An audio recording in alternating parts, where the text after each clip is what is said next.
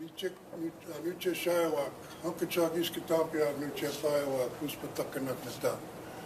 name is Harry Wallace. Can you hear me? My name is Harry Wallace. You want a microphone? Do you we need one? Can you hear him?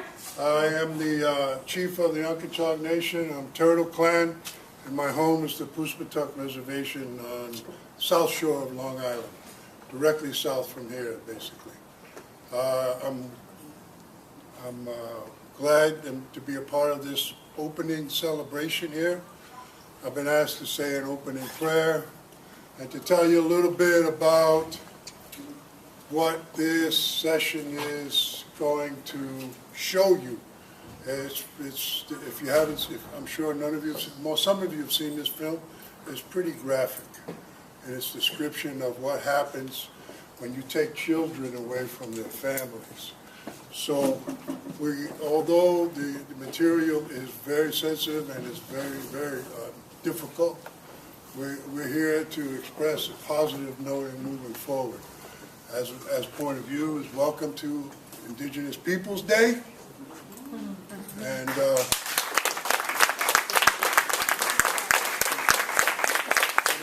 some of you are offended by that, well, now you know how we feel. So let me just start then and offer you a prayer. And as we say a prayer in our language, it's always a Thanksgiving. We don't wait until the fourth weekend and fourth Thursday in November. We say our prayers every day are Thanksgiving prayers. And what I'm going to say is give thanks for all the blessings that we have received in the past. And then we ask you to continue to bless us, continue to bless our people, continue to bless our land, continue to bless our homes, our families, and we always end with blessing our grandmothers and grandfathers and our ancestors. So that's what the prayer is going to be. And I will start with that, and we'll use our language there. Again, I'm very happy and proud to be a part of this opening celebration. I hope you enjoy, in a sense of understanding and learning something new about us, about who we are as a people. The speakers that you have here are very, very well versed in the material that you're about to see. And I'm here at the request of Veronica Treadwell, who is a very well-respected person in our community. And if you know anything about us, when the women of leadership ask us to do something, ask us to do it, it's pretty much not an ask, but a demand. So I have been asked to do this, and I'm still happy to be a part of that. And so, anyway, we check on the Kai Shinnecock to Tasuri. Aiyana Smith Williams, Naton Kusawagan. Masaki Manidu, Kuwe Kwe to Mashunanino Mona, Nini Miss anyone, Iskena Bay. Masaki Manidu, Katap to Payama, Somi, Wami, Misia. Katap to Payama, Somi, Wikunkish, Misia. Katap to Payama, Yuki Sakwell no Quack. Masaki Manidu, Ananamawanan, Somi, Wami, Nanax. Ananamawanan, Somi, Wami, Naton Kusa. Home. And so, thank you for being a part of this. I know you were going to enjoy this. I know you're going to learn something very, very deep. I hope you take away from this some positive information. And I'm very proud to be a part of this learning experience. Kwaminita.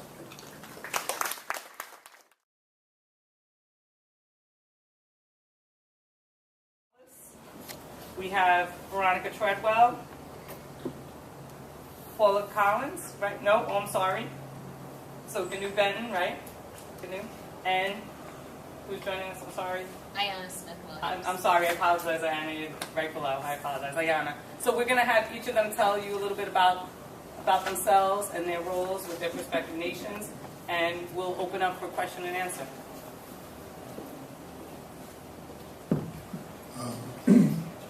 We've met. I'm Harry Wallace, the elected chief of the Unkechaug Nation for 24 of the last 25 years. I'm a lawyer by training, and glad to be here. I'm also a parent, and I have 2 girls. And actually, we have 8 kids in San Richard School District. So when they ask me how many children of those in the school district belong to you, I say all of them. They're all my kids. Nandoe Maganidok, Makade Ginew Benton, Gigun and Odem, Anishinaabe, Madewan and Da. Shinnecock, Awasana Gindunjaba, Ujagana Shibajana. My name is Ginew Benton. I'm Ojibway and Cree. I've grown up on Long Island ever since I was 8 years old. I'm 36 now. My whole life, to this point, I've found myself being part of a prophecy that's taking place between my tribe, our lodge, as we say, our religious community called the Madewan, and finding that relationship and our lineage all the way back here to the East Coast, and the importances of our relationships here. So the things that are going to be said between my relatives here on the East Coast, I'm going to be a part of that relationship and part of the things that they're going to be telling you about. Hello, my name is Veronica Treadwell. I'm part of the Unkechaug Indian Nation. By trade, I am a licensed master social worker, and I'm specializing in Indian child welfare. A lot of the work I do is in the courts and with our families, making sure that if a situation occurs, that our children are properly represented and they know what they can and can't do. The Indian Child Welfare Act came about because of the atrocities that you see here today during the movie. So we'll talk a little bit more about that and what that entails. Akwai Shimei Pashal's class, the Dostois, Mishquation, Dodem, Synagogue, Shna, Baby Day, good afternoon, good evening. My name is Aiyana Smith. I'm from the Red Fox clan of the Shinnecock Nation. Thank you for having us here today. My background is actually in studying historical trauma. I am also a licensed social worker. I have worked from the Shinnecock Nation, and I've worked with the nation on various aspects over the last 15 years. My specialty is in addressing the behavioral health, the mental health, and the substance abuse issues that come up as a result of this trauma that you saw in the video that has been passed down from one generation to the next. I served my nation in the capacity of reforming our governmental structures so that we could be able to support our community in a more positive way. And I also most recently started a nonprofit organization to be able to promote the health and well-being of Indigenous youth and their families.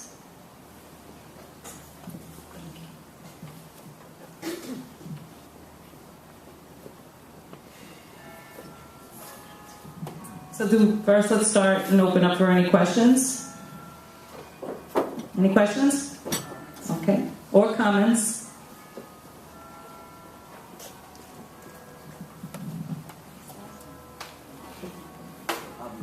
Hi, my name is Unkechaug. I was wondering, well, I kind of have 2 questions. One, were any of you guys in these schools that we saw in the video today? I was kind of curious. And No. Thomas Indian School closed in 1957. And there are members from our communities that were in those schools. First, you need to understand that we had schools in our own territory up until the 8th grade. And those schools closed around the same time This Thomas Indian School. It closed around the early 50s. But we were not allowed, the people who lived on the res were not allowed to attend local schools like Santa Mauritius or Southampton, because if you were from the res, you quote unquote did not contribute anything to the community because you didn't pay any taxes, real estate taxes. So those schools did not allow res kids to attend. And as a consequence, if you wanted to go for higher education, you had to go to Indian boarding school. You had to go to Thomas Indian. In New York State, you had to go to Thomas Indian School. So those, there are relatives, usually grandparents, or those of that age that did attend those schools, and they have told of some of the horrific stories there. Now, I can imagine Thomas Indian School is located on the Cattaraugus Indian Reservation. It's approximately 480 miles northwest of here. So that's a long bus ride. And you were not allowed to visit your parents, and they were not allowed to visit during that time. Another question? Yeah. And I was also wondering, to this day, are you guys still being discriminated, or is it kind of like fair and equal? We don't have enough time for that one. Yeah, I want to tell you a story real quickly. I'm a lawyer by training, and I went into court recently to represent an Indian child from our res, and there was quite a bit of opposition from the quote-unquote child protective community. That's the guardian, the law guardian for the child, the Suffolk County Attorney's Office, the quote-unquote child protective services. Everybody in the courtroom was against our involvement in the case. And in point of fact, the so-called guardian of the child, the child's attorney, said that the reservation, and Ginew's going to love this one, the reservation was a dangerous place to raise a child. Now, I've raised my children there, and I have to tell you, they are more safer in that home, in that environment, than they are in your environment, because everybody in my environment pays attention to my children. So it's an enclosed community. I don't lock my door. Okay, but I bet if I lived out here in Selden, I would lock the hell out of it. Okay, but that was the reaction I got in court, even to this day. That was last month. So yes, the prejudice and the imagery, the false imagery of what our life is like is something that happens to this right now. Any other questions? I hope so. Let the others speak. I don't.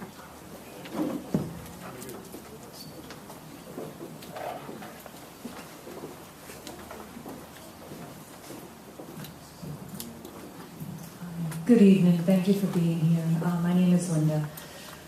I'm a little shocked that I never knew that any of this existed.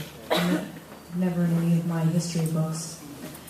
And I'm curious as to what led to the reversal, what led to the ending of the schools. What happened to bring about the consciousness that led to the end of this? I'm curious about that. Then I'll take it from me. Okay. It's called the Indian Child Welfare Act of 1978. Congress did a 10-year investigation on the conditions of education in Indian country, and it determined that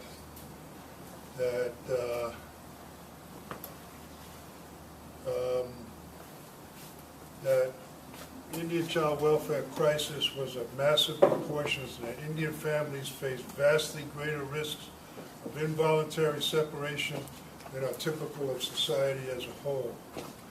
And the reasons for changing that became a matter of federal policy. That was done in 1970. The law was passed in 1978.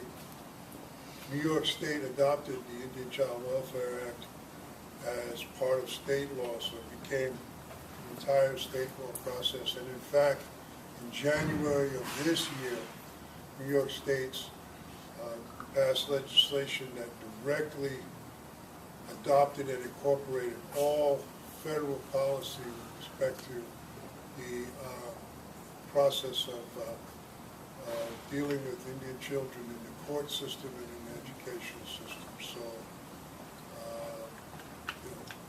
all of those schools completely shut down by 1957. All the schools in New York closed, and they began to contract with school districts.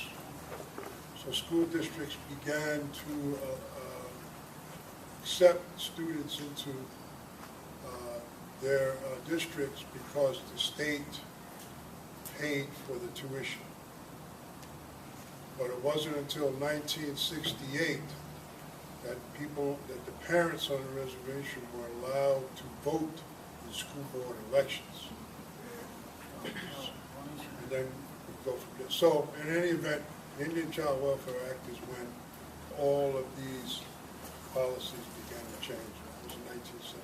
Okay, the Indian Child Welfare Act is significant because what it said was that the tribe had preference.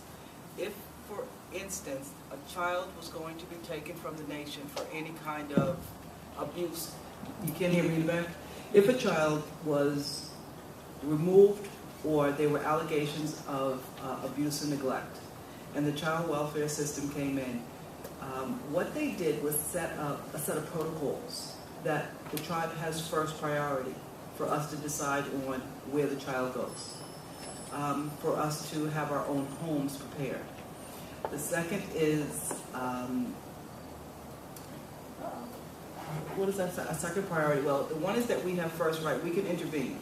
We can take jurisdiction of a child. If one of our children, the parents are not doing what they need to do, we as a tribe can come in and take our child back and place it with us. The second is, if the child is to be placed in a home outside of our nation, we have the right to say yes or no, and that's where we want it placed. It's been very difficult because if you know anything, if you've watched any television, there was a case with my namesake, baby Veronica, and where they show you, the mass media, how this baby was being ripped from this family and how she was being returned to the tribe, and the legislations, it was a media circus. And there's been a few others since then. But when you look at the actual case, the case says once the courts know that this child has Native American heritage, they have to acknowledge it and go to the tribe and let them know that there's a situation taking place. In the case with baby Veronica, the mother and father were together. The mother knew that the father was North Dakota. I think he's from North Dakota. And he was tribal enrolled. The mother broke up with him and went away and signed the baby up for adoption without telling the father. She gave misleading information to the authorities when this child was born. Therefore, the father, when he found out about it, was in the military, came back and tried to get his child, and by then it was too late. So this case went back and forth in federal and state courts, and there were major decisions made, and eventually the adoptive family who had adopted her kept her, but with significant ties to the tribe, and I guess it was like a custody agreement. But if you ever want to really look at a case where the Indian child welfare did not work and how they circumvented the system, that was one, and that is the reason why we continue to have the problems we do in the courts. If you know anything about law, there's always a secondary. How do you get around it? And that's a lot of what we do. When the young man asked, are we still discriminated against? Absolutely, in all aspects. That's why the Indian child welfare laws are so significant today as they were when they were created. I just want him to talk a little bit about the language. and the significance of it in this, in our children. Okay, I was asked to speak about our language. We say that language is key to thought process, key to understanding culture, key to being able to reclaim what was stolen from us. One of the things that I want to speak about and just briefly comment on is that the Indian Child Welfare Act came from men and women like Harry and Veronica here, who have fought very hard battles behind the scenes where young people like myself and my cousin Aiyana over there, where we can be at a place that we can do our best to honor their efforts by trying to reclaim our languages, by trying to reclaim our cultures and live our best to be able to practice our traditional ways that were ripped away from us. So to them I say thank you, because it is today that even though that we do still face discrimination in the court system, we do our best. I am also a father who is a product of this court system who my children were discriminated against. I won't speak on that right this second. But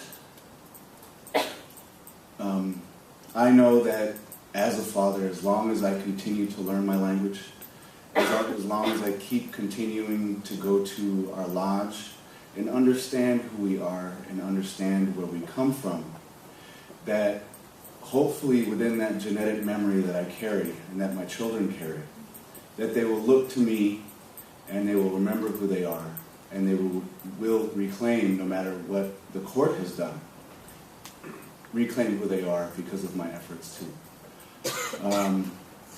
So as you see, we've tried our best and we do our best to speak our language because it is through science, through traditional teaching, that our language is key to remembering who you are, to rewiring your brain, to recall and to unlock that genetic memory that has been lost and ripped away from us. We teach these things, we've always known this, and the more that you use, there was a really good movie that came out recently called Arrival. I like that movie. It's one of those movies that that people, said, "Oh my God, this is new stuff.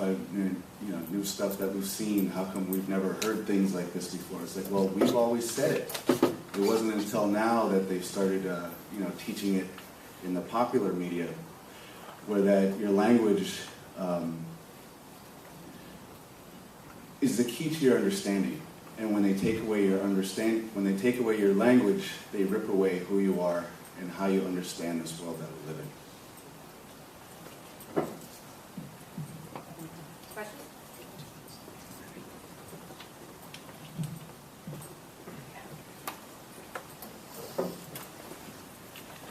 What would you do if you were in the school, in one of those schools? One of the boarding schools? Yeah. But one of the things that the film didn't tell you was that those boarding schools had a high rate of death. And that is because there was a very high incidence of runaways. And so when you have to run, if you're 400 or 500, maybe 1,000 miles away from home, and you're 11 or 12 years old, and you run away from the school, what happens is that there's a whole lawsuit in Canada and in the whole boarding school experience about all those kids those schools had cemeteries adjacent to them, including Thomas Indian School. A lot of deaths, a lot of unrecorded deaths, a lot of buried, literally, records of those kids who died in those schools. So, you know, I can't say what I would do, but knowing how I have been and how resistant to authority I have been in my life, I'm a lousy employee. I would like to think that I would have taken that chance. But you never know, because like that man there who raised the whole family, 2 daughters and a son, he said, I would never let them take my kids away from me. What happened to him, I would never allow that to happen. So you may not have control over it, but you do have control of, you know, it's not the family you're born into, it's the family you create. And that's what's important.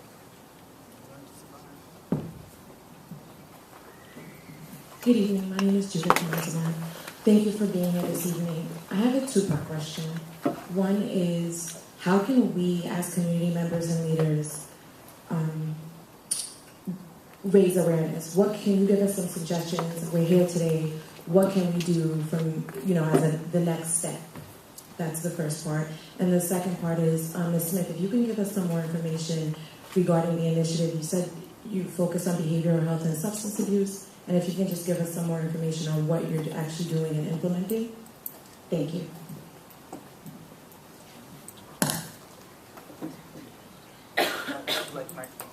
Well, I can answer the first part of your question, and it's to be here. It's to start dialogue. It's to start to have the conversations. Did you know? And to start really talk about these things that are happening that the history books will never tell you. You know, it's not fake news. This is how it was. This is what we live with. This is inherent in our genetic makeup, what our family has gone through, and our ancestors. Thank you for asking that question. So the organization that I started is called Blossom Sustainable Development. And we are housed on the Shinnecock Reservation, but we don't limit our services only to the Shinnecock Reservation. And raising awareness is really key to addressing these issues. What I specialize is the impact that these ancestors have on our daily lives. And so there's a family that I worked with, like many years ago. I took care of a grandmother who had attended one of these boarding schools. And she used to share stories with me about her experience in the boarding schools. Well, the majority of her children are all severely alcoholic. We just buried her grandson about 6 months ago, who died of an overdose. The surviving sisters, just 2 days ago, I could see the real impact in her. I saw her late one night, just like 2 nights ago. I saw her, and she was just really, really, really intoxicated and really, really mourning and grieving, because we just buried another one of our young people on Saturday, and it brought up the issues of her burying her brother. And so there was a lot of identity issues there that she was facing. She talked about, cause like she's darker skinned and her hair is a little bit more kinky, and she was making reference to how her hair was, and and priding herself that her grandbaby had longer, straighter hair, and and now she has a grandbaby. So you're talking about 6 generations now that are impacted by identity crises, and what happened, because that's what this does. Like you see, Pratt's whole concept was to remove the identity, right? And so when you don't know who you are, all you can do is look in the mirror and make an assumption about what you look like in relationship to others around you. So here you've got, several generations of this impact trickling down to the family generation after generation. We're talking about, we're at the 6th generation now, where now the woman that I saw, she's a grandmother, right? And so now this is going to have an impact on her and her grandbabies. So what we're trying to do is raise awareness. One thing is to raise awareness that this is happening. Another thing is to stand up and to advocate. So when these issues started happening in our community very intensely, one of the things that I did is I went and I talked to the school district. And I met with the district officials, the principals, the social workers, the counselors, to make sure that they use a trauma-informed approach when they're working with the children who are being impacted by this. So these children are in the school are acting out, and just the same way it was in the video, we're talking, several generations later, the school is looking at them like they're bad kids, like there's something wrong with them, like they're stupid, like they can't function. No, they're being impacted by this immense trauma of them having to see deaths over and over and over and over again, and they just don't know how to process that. And so what happens when they're in the school district, then they get labeled as bad kids, they go to detention, they get expelled. Right now we're experiencing, I'm hoping, I pray to God we don't see a suicide cluster, but now we're monitoring several of the kids for suicide, right? So part of what I do is bring together a team to do crisis management, and that's bringing together not just tribal people, but this is to support the tribe. So I'm working with the local, with the town youth bureau, I'm working with the local treatment agencies, I'm trying to collect resources and create a streamlined process to be able to get, to be able to wrap services around the families and be able to help put them in the right direction. Using culture as a basis to cope, because that's what we have to teach, is how to cope, so that the youth can find better ways to cope with the trauma, the trickle-down trauma. So we're really focused on nature-connecting activities. Like Ginew was sharing, is that in the language comes from the earth, right? That's how it evolved in our interactions with the earth. So, and all of our names, like you heard us each share our names and where we come from, all of our names, and when we refer to ourselves, we refer to ourselves in relationship to where we are on the land. That's what all of our names mean. So part of bridging that gap, part of doing that language work is helping to reconnect back to nature, back to the universal laws and principles that govern nature. Those aren't man-made laws. Those are laws that we have no control over, that only nature can govern. And so we're helping to help the youth reconnect to that, to those principles by doing nature connecting activities, because that's going to help heal them mentally and physically. So some of the things that we're, and also our focus is sustainability and self-sufficiency, because obviously, as you can see from this video, we can't rely on the government to take care of our needs. So what are some of the essential things that you need? Well, you need to be able to have food. So one of the things that we did was we started a greenhouse, and we're educating our youth to be able to raise their own vegetables. And it starts real simple with making little terrariums, like little things, and then we grow and teach and educate about how to grow vegetables. So we have a greenhouse. We also, and so we're also, our nonprofit is not trying to rely on government funding either. So we're developing a sustainability plan to provide, to offer services to educate the larger community about these issues, about reconnecting to nature, about indigenous laws, values, and principles. So we offer additional services too. We have something called Tuck 2 paddle tours. So in the summertime, we offer a paddle tour, like either canoe, kayak, or paddleboard around the reservation, where you get to hear the story about indigenous peoples of Long Island, and you get to actually see the differences between what the landscape looks like when it's developed using a Western way of development as opposed to what it looks like from an indigenous way of development. So that's one service that we offer.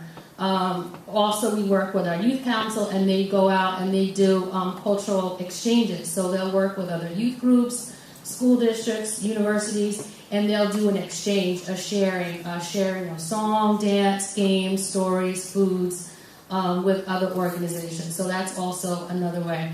We're also starting to work with plant-based medicine and working with essential oils. So that's another service that we're providing that will help to fund us to be able to continue to advocate and educate and empower you. And actually, if anybody is interested in staying connected to us and expanding on our network and getting more resources, after the presentation, if you want to leave your contact information, we're happy to have you be a part of our network.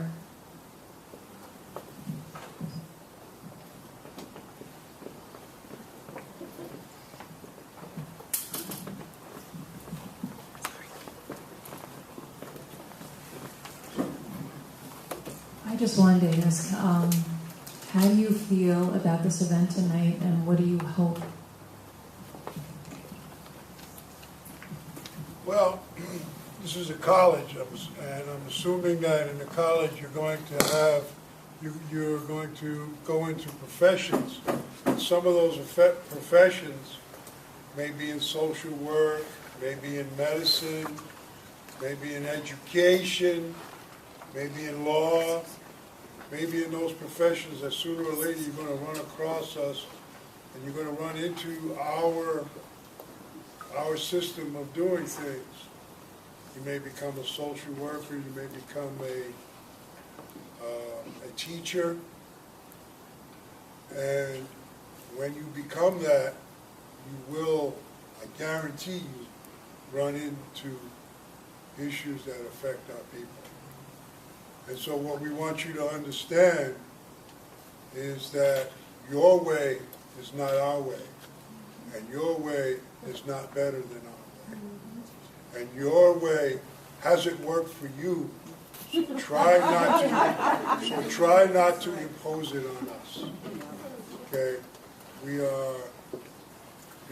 have an ancient system of understanding. It's been an ancient system that we have shared with each other and other nations, and it's a system that we've shared with the European nations. It's called the two-row wampum. It means that we all gather and travel the same river, but in separate canoes. And we promise that the one canoe will not interfere with the other. And so we can all travel down that same river. We can all travel in the same universe, in the same world, in the same environment. And we can all agree not to interfere one with the other. And so if you come away with that understanding, then I feel that we have done a great service here today. Any other questions? Just real quick, just a comment again on the language and relating it to the video and relating it to education, to tie back to your question, that one of the speakers on the video talked about kill the Indian, save the man, and removing our language was one of those things. And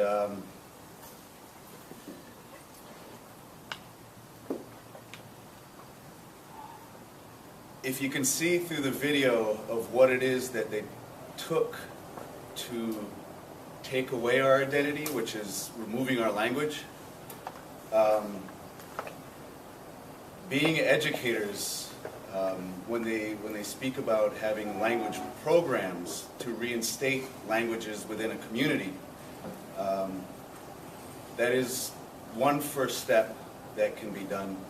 I know Stony Brook, we started a language initiative there, and heard some things about possibly doing one here. And knowing what was done in the schools in order to rip the Indian away from us, one of the things that could help is if the program idea comes up that a language program should arise, advocating for that and saying, yes, have a language program so that you can reinstill the thought processes of our children so that they know who they are. To add to that, just one briefly, in 1997, I believe, 78, Stony Brook University School of Social Welfare did a study, and this was before there was a student who was working for towards their PhD. And what they did was they just studied the grades of the high school students. And at that time, we were running a language class on the res, basic language class, and there were maybe 15 to 20 students, young people of different ages, high school and younger, even elementary school. And the PhD student candidate studied the grades between those kids who were taking the language class and those kids who were not taking the language class. Like I said, there's about 80 kids in the school district. And they did a comparison at all different grade levels. And their results were striking. The study determined, and there's a written report of it, the study determined that those kids who took the language class on the res actually performed better academically in all the other disciplines like math and science and social studies and history than those kids who didn't take the language class. So it's an indication that they had more self-confidence, more self-assurance, more self-awareness of who they were in connection and in relation to the rest of the world. And in fact, they could communicate with each other in their own language, even if it was a simple thing like hello or whatever it was kind of a code amongst them. And so there was the strength of identity and community was more effective in dealing with the outside world than the other kids. So yeah, there's a definite benefit to that. And in addition to the significance of being able to carry on our tradition and understanding who we are, it benefits in many, many ways.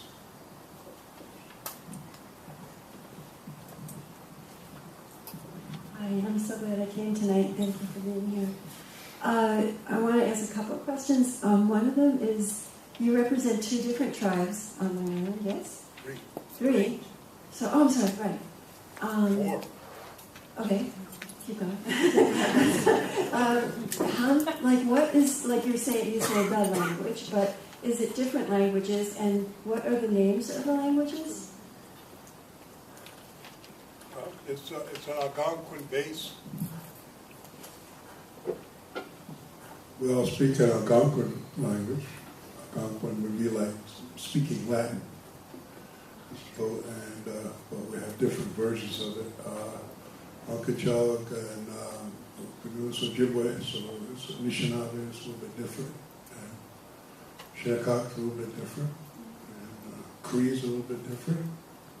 But they're all Algonquin-based languages.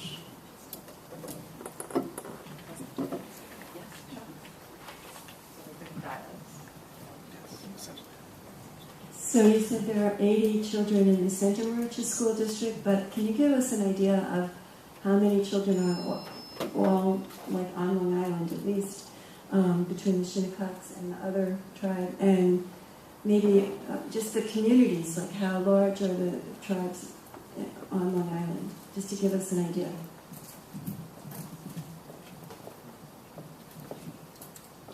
That's a military secret.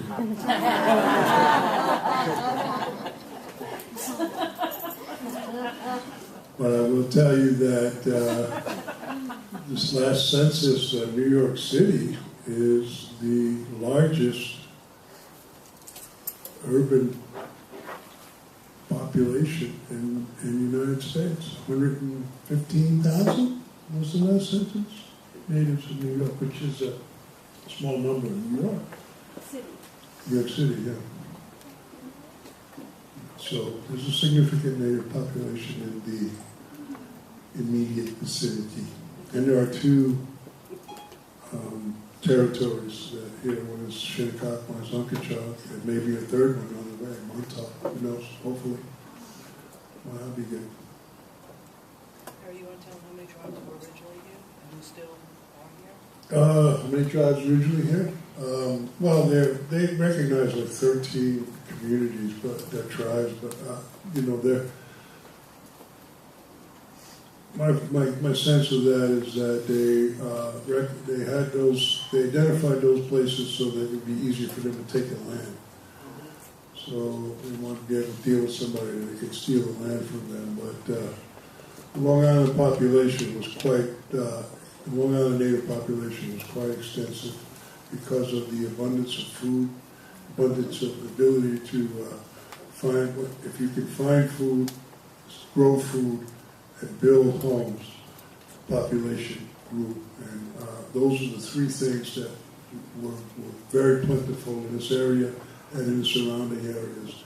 And in fact, all of the explorers that came here said that they could see fires for as far as the eye could see.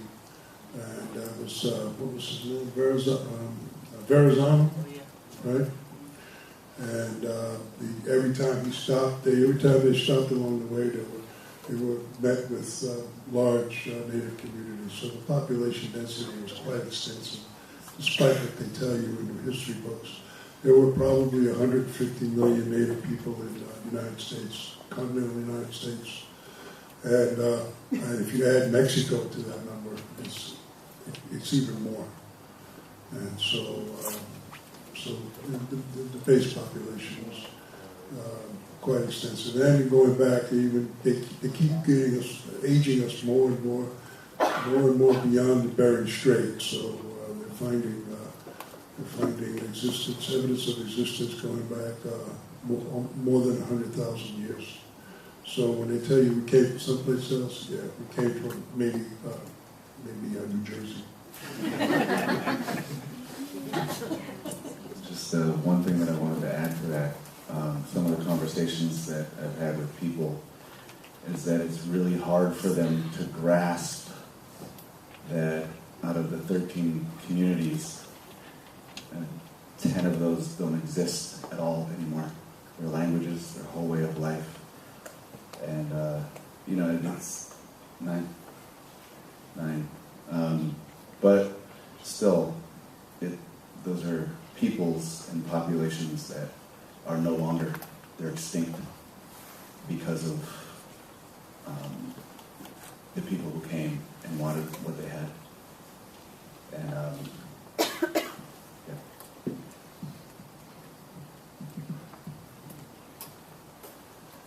So to explain a little bit about how we self-identify, it's a very complicated and imposed system.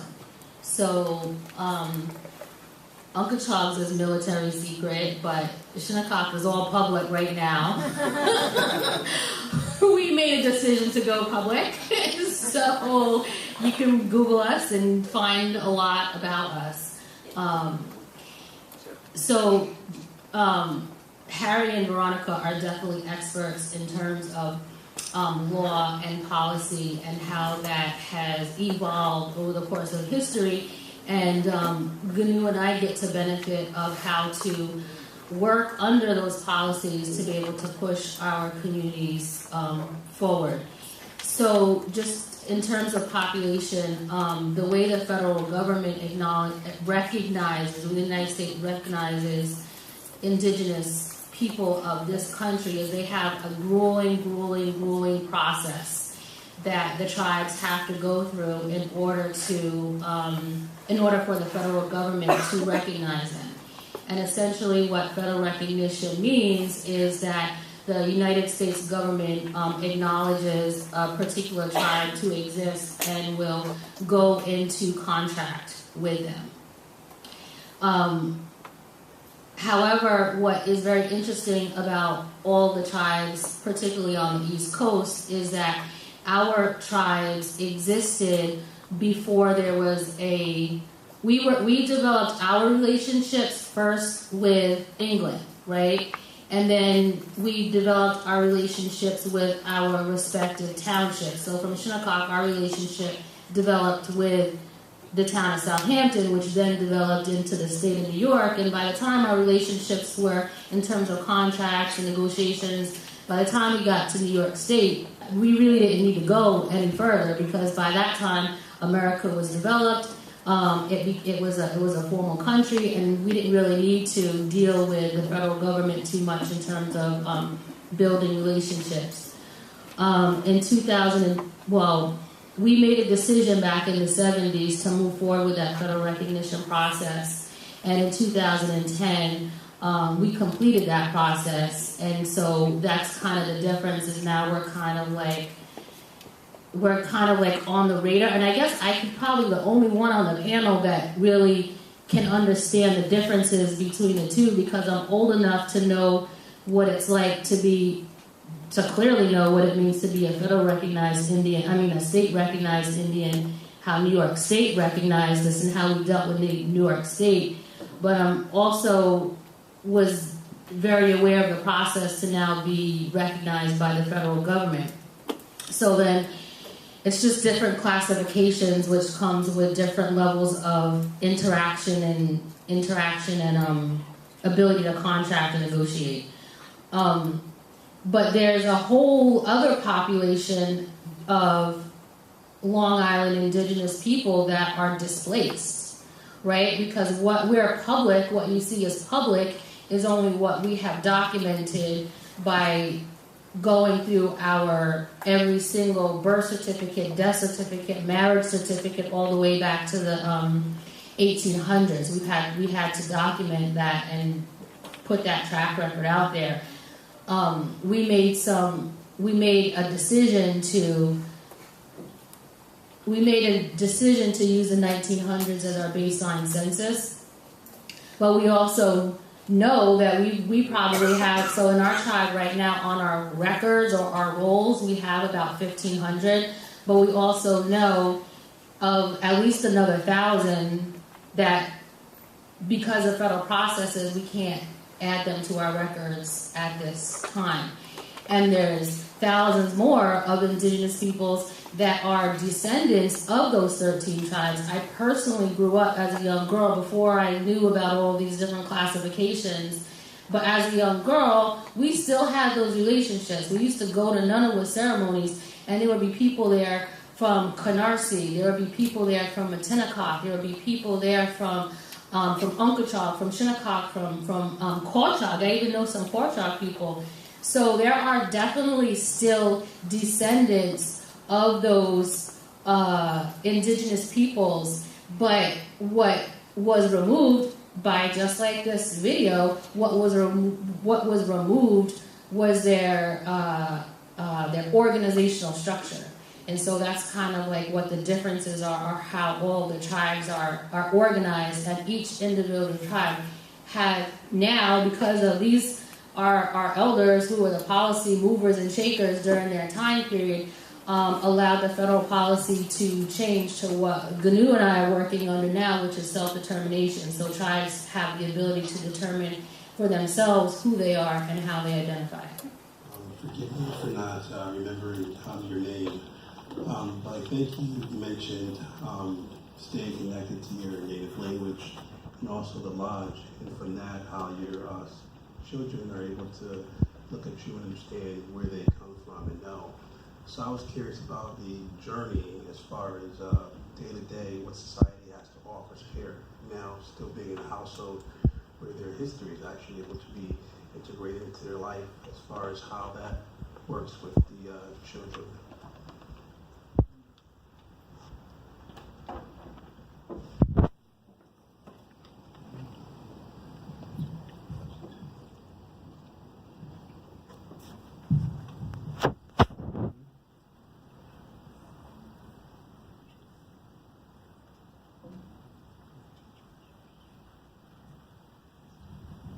Okay.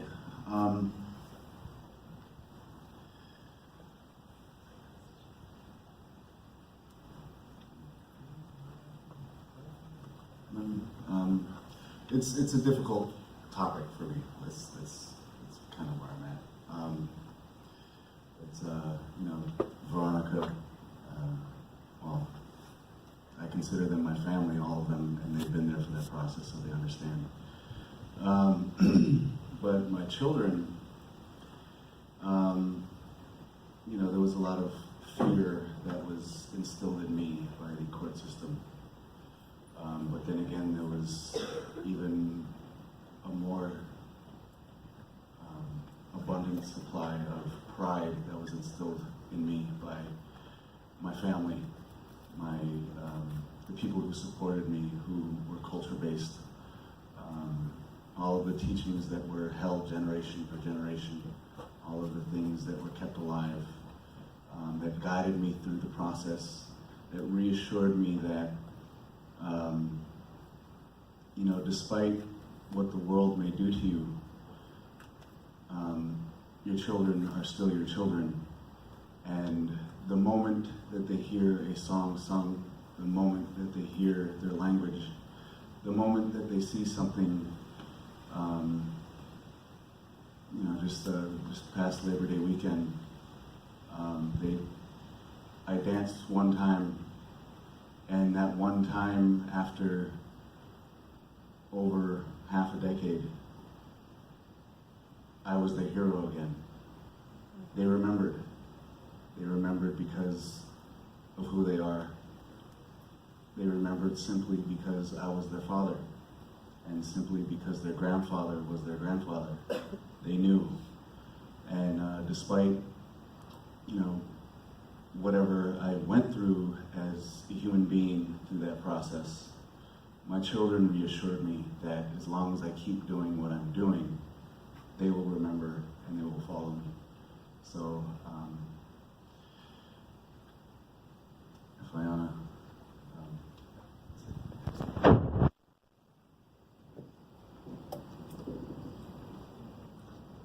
I think that what Ginew is kind of referring to is part of that genetic memory, and that is just passed down through the DNA. And what he's talking about in terms of him dancing and having his children there, it's just awakening that DNA that is in them. And when they awaken to that and they connect to that, that will put them on their own journey and their own path of self-discovery of who they are and learn how to create who they are to become. When I was young, being raised in my household, both my grandparents were Christian, and my parents they were fairly young, and they were going through their journey of self-discovery and reclaiming of their language and their culture and their history. Because before then, it just wasn't the norm. You know, it really wasn't the norm in the community. And so I was a teenager along with them, learning about ceremonies. That's actually how Ginew and I are cousins, through family relationships between our parents. You know, I observed that process of reconnecting with other indigenous communities and learning, and that awakening was woken up in me and put me on my journey of self-discovery and reclaiming my sense of identity. And so I learned a lot, but then when I had children, my oldest is, he's in college now, and my youngest is 11, to them, they don't know anything different, right? So they were born, because I had gone through my own journey of learning the language, of learning the culture, of learning the traditions, of learning the spirituality. Now my children don't know anything different. They were born, like, when my kids were little, they were born playing, like, when we were kids, we were playing cowboys and Indians. And I was the cowboy, not the Indian. I didn't want to be the Indian, right? But my children were born, they're growing up playing ceremonies. I used to have this little, like, I don't know, this little dresser, and they would, like, take the drawers out and put a blanket over it and go in there with the drum and start singing, and they were playing Sweat Lodge.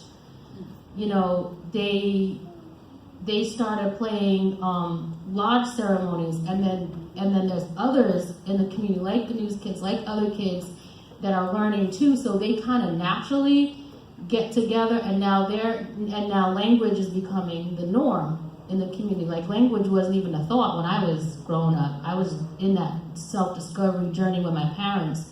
But now the kids, you know, my kids can count, like, they can greet each other, so that's how we go forward with this healing journey, is to become the change that we want to see.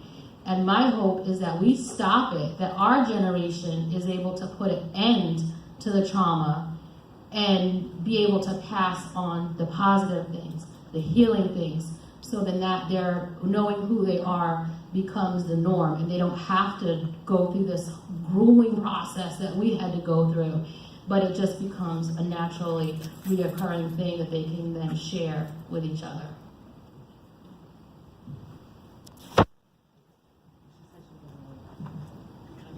The Bureau of Indian Affairs was under the War Department. And there were wars in this country that ended in basically with the massacre at Wounded Knee in 1890. That's essentially when the quote-unquote Indian Wars ended. So you're talking about 1890. And then the policy of education started then with the boarding schools. So speaking your language was basically dangerous. If you spoke it outside, any place else, in the general area, it's very dangerous. And when you talk about 1890 or thereabouts, or in our communities here, we're talking about 200 years, 300 years even before that. You know, speaking your language was very dangerous. Identifying any form of non-Christian culture was very dangerous to you personally and to the community in general. So when we talk about these things, to us it's living history. Aiyana told you that she took care of a grandmother who went to that school. That's a living history. Those people on the film are talking about their relatives. When you talk about the history of this country, you're talking about our families. When we talk about those who served in the wars, and those who were engaged in that activity, those are relatives. Like Aiyana said, you had to go back.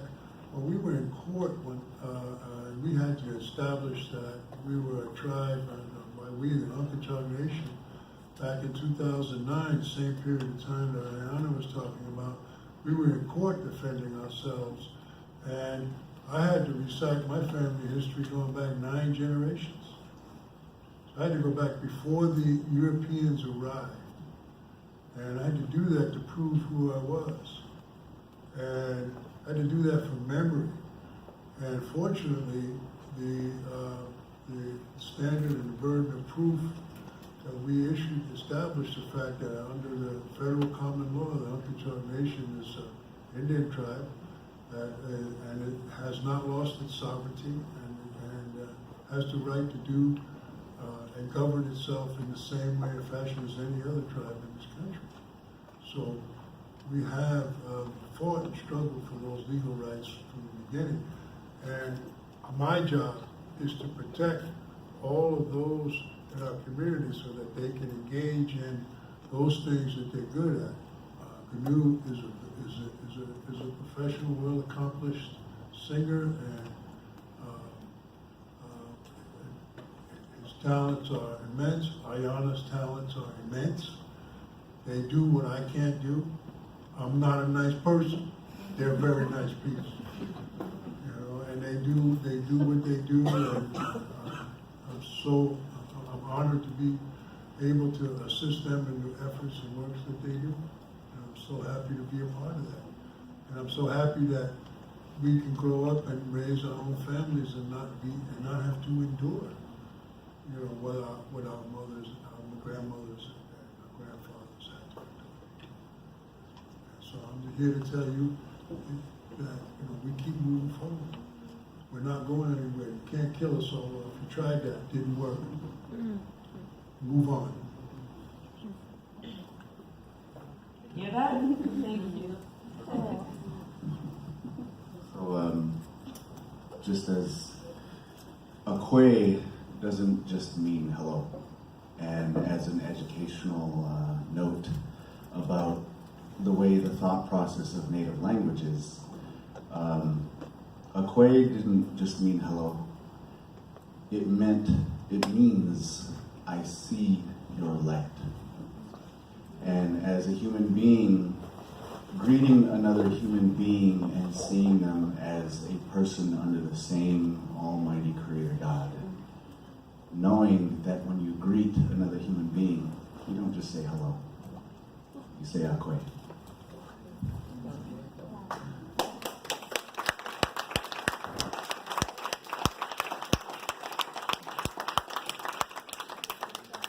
I think that was a perfect way to end this amazing evening. Thank you so much. Thank you to our panel, each and every one of you, for educating us this evening and allowing us some insight into your world, which is still our world. And thank you everyone that took the time to be here tonight, and we hope that you'll take all of this with you and you'll continue to follow the center and the programming that we're doing and our Indigenous Peoples series, that there'll be more to follow. So please make sure you sign a card and give us your contact information so that we can keep you abreast. I am just, thank you. I'm so humbled. Thank you so much. Everyone have a great night. Please get home safely. I know the weather is not that great outside. So.